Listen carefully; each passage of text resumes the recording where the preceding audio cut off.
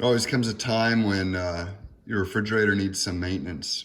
Right here we got a problem with our water filter.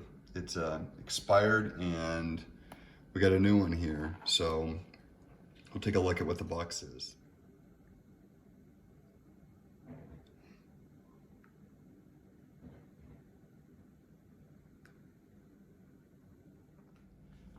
So you can see we got the filter, it needs changed though. So we're gonna go in and get it changed up.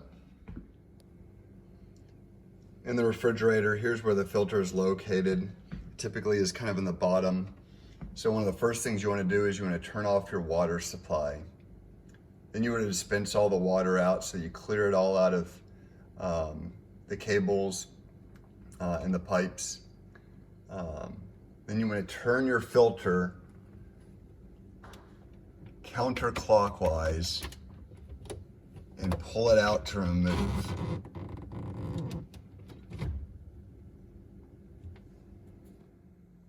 One tip that I like to do is I leave the old filter in the sink to let the water drain out. And another thing that I find really important is using a brand name. So if your refrigerator's Samsung, which this one is, use the Samsung filter. I've tried a couple off brands and it causes the refrigerator to leak. So, you don't want that just by saving a couple dollars, so. All right, so we got that removed. So now we wanna put our cable in and we're going to turn it clockwise until it clicks by pushing it in. So it's in right now.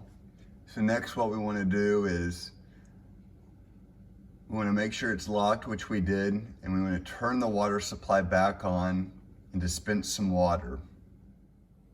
Our final step is we want to run the water for 6 minutes, or if that's equal to 3 gallons. So we want to clear out all of any debris or anything like that, the water. And then our final step will be resetting the filter alarm.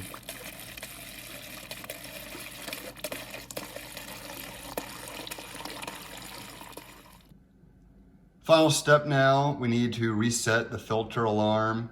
So we go over here to alarm and we press and hold for 3 seconds.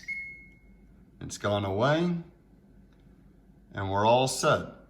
The water filter has been installed and you're good to go.